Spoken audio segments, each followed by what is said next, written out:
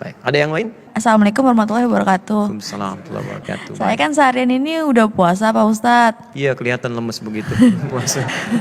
Tapi 10 menit sebelum berbuka saya kedatangan tamu bulanan Pak Ustadz. Iya. Itu hukum puasa saya gimana ya Pak Ustadz? Baik, Terima kasih. jangankan 10 menit, 1 menit sebelum maghrib datang kemudian bulan haidnya tiba, maka dianggap puasanya pada saat itu batal. Artinya nanti diganti di hari setelah Ramadan. Tapi Anda mendapatkan pahala dari situ. Pahala tetap dapat. Pahala dapat dari pahala sahurnya, pahala ibadahnya. Dilipat gandakan. Jangan dikira mudah. Hati-hati. Ramadan beda dengan hari biasa. Hari biasa Anda kemudian beramal, poinnya 10. Ramadan minimal kali 10 lagi. Hadisnya kunci. Kitabus Siyam, Al-Bukhari, nomor hadis yang pertama, paling kiri sebelah atas. Ya, illa siyam fa innahu li wa ana ajzi bihi. Orang-orang yang beramal itu kullu amal ibni Adam diberikan pahala setiap amal anak Adam itu 10 sampai 700. Kecuali puasa, aku yang kasih. Minimalnya berapa? Kali 10 kali lipat lagi. Wal hasanatu bi asyri amsalihha. Di kalau Anda mengerjakan sekarang misalnya salat dapat 10. Anda Ramadan kerjakan salat kali 10 lagi. Di saat Anda baca Quran, saat Anda salat sunnah itu pahala sudah dapat banyak dan niat puasa mendapatkan pahala dari situ. Hanya status batalnya mesti diganti lagi kemudian di waktu yang akan datang setelah Ramadan. Jelas di sini? Baik. Ada yang lain barangkali? Silakan. Oh ya, Mas Nami silakan. Assalamualaikum warahmatullahi wabarakatuh. Assalamualaikum warahmatullahi wabarakatuh. Ustadz, saya mau tanya, ini karena tadi kita bahas mengenai batal-batal puasa. Nah misalkan kita udah selesai puasa, kemudian datang lagi puasa tapi kita belum bayar puasanya gitu. Nah itu gimana Ustadz? Baik. Kata para ulama, pendapat yang pertama, kalau dia masuk ke Ramadan berikutnya, misal sekarang Ramadan, selesai dia qadha, masuk Ramadan lagi, ada yang belum terbayar, ada yang mengatakan di qadha tetap berlaku qadha dan kafarat. Kafaratnya setiap harinya memberikan fidyah makan satu orang miskin. Jadi sambil Anda ganti puasa, berikan kafarat. Ganti puasa, berikan kafarat. Ya, berikan satu orang miskin jatah untuk makannya. Ya, berapa kadarnya? Kadarnya nanti kita akan lihat dalam fidyah. Berapa kadar fidyahnya? Satu orang miskin itu 3 kali makan. 3 kali makan pagi, siang, sore. Anda bisa kalkulasikan, misalnya 3 kali makan 100 ribu, maka Anda belikan makanannya 100 ribu, berikan kepada dia. Atau berikan kepada dia kadar sembako untuk jatah makan dia dalam 1 hari. Plus tambah qadha di situ. Yang kedua ada yang mengatakan kalau tidak disengaja karena datang-datangnya waktu, memang tidak niat. Maka boleh dicukupkan dengan qadha saja. Tetap dia puasa diulang tanpa adanya kafarat. Jelas ya sampai sini?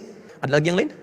Mas Doni, Mas ini, rambutan. Assalamualaikum warahmatullahi wabarakatuh. Assalamualaikum. Kalau misalkan kita punya hutang puasa Ustadz. Bukan kita, mungkin Anda saya. ya? Oh ya. Saya. Saya alhamdulillah tidak sampai hari ini. Baik. Ya. Tapi saya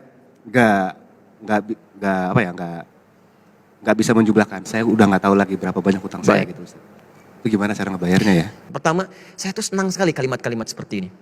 Senang sekali. Karena ini menunjukkan perubahan kedekatan iman kita dengan Allah.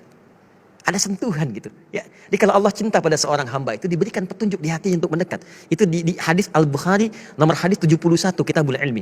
Ya, Nabi menyampaikan kalimatnya indah. Man yuridillahu bihi khaira yufaqihu fiddin. Siapa yang diinginkan oleh Allah berubah jadi orang baik, maka akan diberikan dorongan di hatinya untuk dekat ke agama. Dekat. Maka pertama syukuri dulu itu.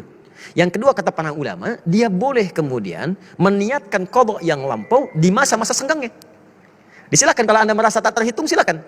Anda punya waktu luang puasa, niatkan qadha. Orang lain puasa Senin misalnya sunnah, Anda niatkan qadha. Orang lain puasa Kamis misalnya sunnah, Anda niatkan qadha. Ya, Anda nggak usah hitung. Yang penting begitu masuk ke waktu-waktu sunnah, kata para ulama supaya ringan, niatkan qadha. Maka Allah tidak melihat berapa banyak Anda tunaikan, Allah melihat kesungguhan yang kita lakukan di situ. Ada yang lain? Assalamualaikum Pak Ustadz. Assalamualaikum. Vino mau nanya nih Pak Ustadz. Misalnya nih Pak Ustadz, Vino lagi puasa, terus tiba-tiba sakit gigi gitu. Terus pas nyampe di tempat dokter gigi bilang harus dicabut nih salah satu giginya. Kan kalau pasti cabutnya otomatis kan ya pasti keluar darah gitu kan. Nah itu puasanya gimana Pak Ustadz? Apakah batal, apakah masih bisa lanjut lagi puasanya gitu? Baik, para ulama menganjurkan dalam kasus seperti ini, orang yang ingin cabut gigi atau ingin tutup lubang di giginya, atau bahkan sekedar misalnya periksa gigi yang setidaknya melakukan tindakan-tindakan tertentu, pembersihan karang, ya pasang hebel dan semacamnya, itu dianjurkan oleh para ulama akan lebih baik kalau dikerjakan setelah berbuka. Setelah tarawih sehingga tidak mengambil resiko-resiko yang lainnya. Ada fatwa baru dimunculkan bahkan keluar dari majelis ulama khususnya di Jawa Barat bahwa darah kalaupun keluar dari proses cabut gigi itu tidak membatalkan puasa. Tapi yang beresiko bukan darahnya. Bukankah saat dicabut itu kan ada dimasukkan semacam ada semprotan-semprotan air, ya? Anda keluarkan dulu. Kadang-kadang mungkin Anda nggak terasa begitu dikeluarkan, semprot, ya, masuk ya. Nah, itu yang bisa kira-kira mempengaruhi, ya. Jadi untuk berhati-hati setidaknya diakhirkan nanti ke maghrib setelah Anda misalnya selesai makan, kemudian siapkan salat tarawih, begitu selesai tarawih Anda bisa selesaikan, itu akan lebih baik. Jelas di sini? Semoga Allah mengampuni dosa-dosa kita, menerima amalan-amalan kita, dan insya Allah mengganti semua kesabaran kita dengan surga yang Allah janjikan. Allahumma